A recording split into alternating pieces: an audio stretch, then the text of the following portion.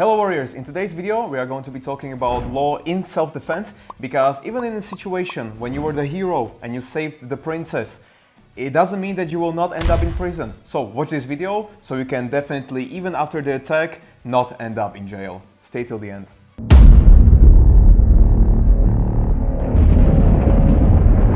So the first very useful tip is going to be trying to avoid the mutual combat. So you are not going ahead of the fight. So when the guy is screaming at me, don't scream at him back. When he's pushing you and you push him back and then you start fighting, it will be very hard for you to really apply that I was the victim in this situation. You really need to try to escape the situation completely, so create your distance and make some signals that you don't want to fight. Second point, give him a clear sign that you don't want to fight. In this instance, a very good would be a stop effect. It would look something like this. So I'm engaging, hey, motherfucker, hey, stop, enough! Stop effect.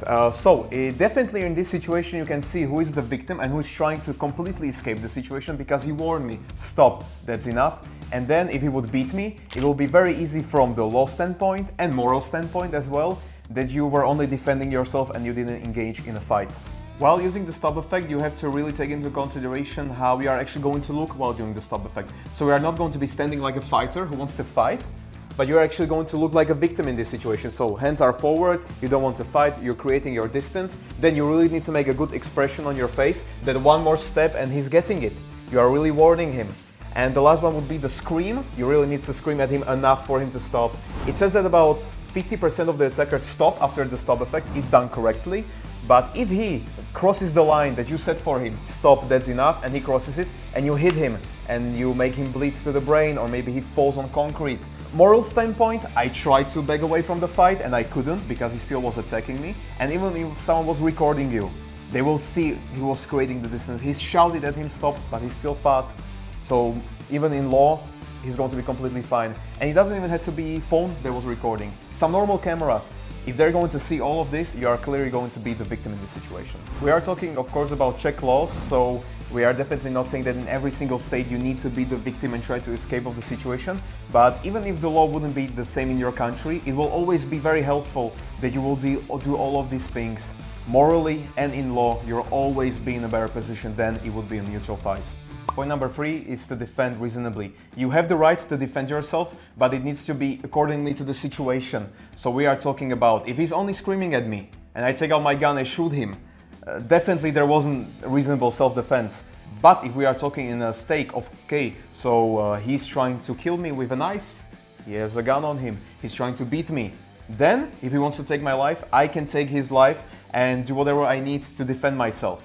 Then again, if we are talking about only he slapped me and I only slapped him back, I will not really defend myself. So I need to go just the level above of what he's doing to me, but not much, just that one level above to defend myself. Point number 4 is to stop when the risk is eliminated. What we want to say by this? Well, if you are in the situation where we are fighting and he clearly stops attacking and wants to leave, don't follow him. Don't try to get your revenge back. You need to avoid the revenge as much as you can. If he stopped the attack, you need to stop as well. That is a big warning sign for your training maybe, because if you are training and your every single combination ends with I'm jumping on his head or stomping him, that can create such a strong muscle memory that you'll do it in real life, and that will definitely lead you to a very bad law consequences, maybe even end up in jail. Point number 5 is to eliminate the consequences. What we mean by that is, after you hurt the guy or maybe even killed him, definitely call an ambulance right away, so you will be looking at that situation that you try to even save his life or try to at least eliminate the consequences. Always call the police, because if you are the first one who calls the police to the scene, you'll always be correctly in the law because you're the one who informed the police. Always have your lawyer, even before the attack even happens. It's always good to have it before than trying to find a lawyer after it. And you can call him for maybe some advices, what you should say, what you shouldn't say, but ambulance and police, definitely. And a very good tip here from Czech Republic itself is to say that you were hit to the head during the attack and request some healthcare, because that will give you a lot of time to take the stress down a little bit, and it will buy you more time to think, okay, what do I want to say, what I don't really want to say, and maybe it can even give you time for a lawyer to come, and then he will help you with all this case. But if you will claim that you need some healthcare first because you were hit to the head and you are confused, they will not try to ask you much. But even this requires a lot of training.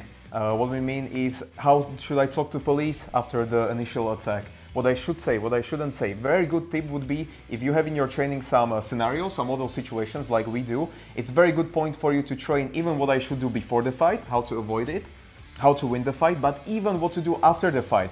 We are not talking about health self-check.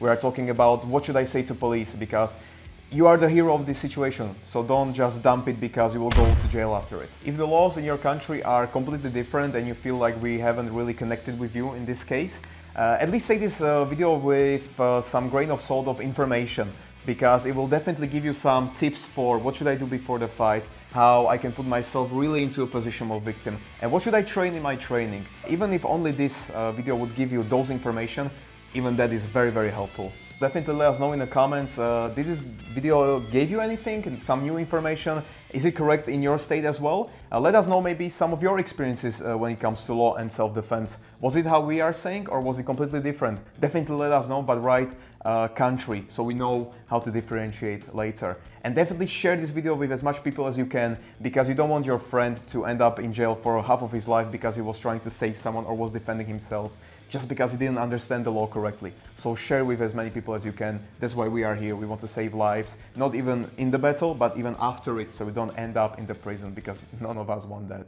Definitely leave a massive like, subscribe to the channel so you can see more videos like this, and we will see you in the next one. Bye.